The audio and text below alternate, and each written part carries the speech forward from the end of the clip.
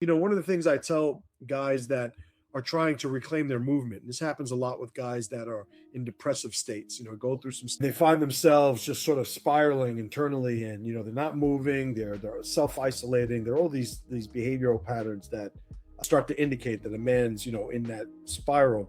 And in those times, as sort of like one of those, in case of emergency, break glass, I will say a comparison. I will use a comparison from their situation to other people's situations. And it's really to draw them out of comparing themselves to themselves because they're in this downward spiral.